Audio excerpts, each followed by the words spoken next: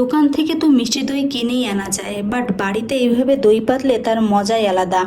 চলুন তৈরি করা যাক খুব ঝটপটভাবে মিষ্টি দই রেসিপি। প্রথমে একটি পাত্রে আমি 1 লিটার দুধ ঢেলে নিলাম। দুধটি ঢেলে আমি এটাকে জাল করে নেব। এটা অনবরত নেড়ে জাল করতে হবে যেন দুধের গায়ে কোনো সর না পড়ে। এর মধ্যে দিয়ে দিলাম হাফ কাপ চিনি, দিয়ে এটাকে ভালো করে জাল করে নিতে হবে। 1 লিটার দুধে আমি 700 গ্রাম পর্যন্ত জাল করে কমিয়ে নেব। অন্য একটি পাত্রে আমি নিয়ে নিলাম হাফ কাপ চিনি ক্যারামেল তৈরির জন্য। ক্যারামেলটা তৈরি করে নিলাম। ক্যারামেলটা যতক্ষণ পর্যন্ত গোল্ডেন কালার না আসবে ততক্ষণ পর্যন্ত নেড়েচেড়ে ক্যারামেল করে নিলাম। ঠিক এই পর্যায়ে ক্যারামেলটা গোল্ডেন কালার চলে এসেছে। যে দুধটা আমি জাল করে রেখেছি সেই দুধ থেকে 1 হাতা দুধ আমি এর মধ্যে দিয়ে ভালো করে নেড়েচেড়ে মিশিয়ে নেব। এই কাজটা খুব সাবধানে করতে হবে। এই সময় ক্যারামেলটা দলা পেকে যেতে পারে, ভয়ের কিছু নেই। অন্য একটি পাত্রে আমি হাফ কাপ টক দই পানি ঝরিয়ে নিয়েছি, নিয়ে একটা হ্যান্ড উইক্সের সাহায্যে এটা ভালো করে মিশিয়ে নিচ্ছি। ভালো করে মেশানো হয়ে গেলে এর মধ্যে যে জাল করা যে দুধটা, সেখান থেকে অল্প কিছু দুধ এর মধ্যে দিয়ে ভালো করে মিশিয়ে নেব। আস্তে আস্তে ভালো করে মিশাতে হবে, দুধটা একবারে দেয়া যাবে না।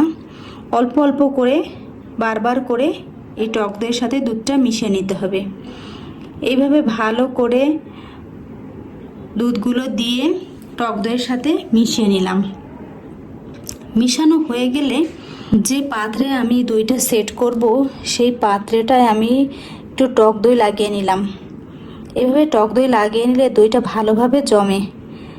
এর মধ্যে দিয়ে দিলাম আস্তে আস্তে সেই মিক্সড করা দুধ আর টক দইয়ের মিশ্রণটি। এভাবে আস্তে আস্তে দিয়ে দিলাম, দিয়ে একটা ফয়েল পেপার দিয়ে এটাকে ভালো করে ঢেকে দিলাম। ভালো করে ঢেকে দিয়ে এমন একটি স্থানে রাখতে হবে, স্থানটা যেন তাপমাত্রা যুক্ত হয়। আমি এটা ওভেনের মধ্যে রেখেছিলাম। ওভেনের মধ্যে আপনার 8 থেকে 10 ঘন্টা রেখে দিলে দইটা ভালোভাবে জমে যাবে। 8 থেকে 10 ঘন্টা পর ফিরে এলাম। ফিরে এসে ফয়েল পেপারটা উঠিয়ে ফেললাম। দেখুন দইটা কি ভালোভাবে জমে গেছে।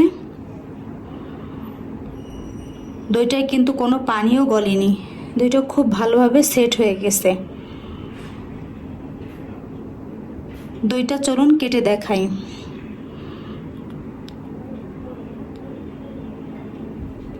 খুব সুন্দরভাবে দইটা সেট হয়ে গেছে। চাইলে আপনারা খুব সহজেই বাড়িতে এভাবে মিষ্টি দই খুব সহজেই পেতে খেতে পারেন।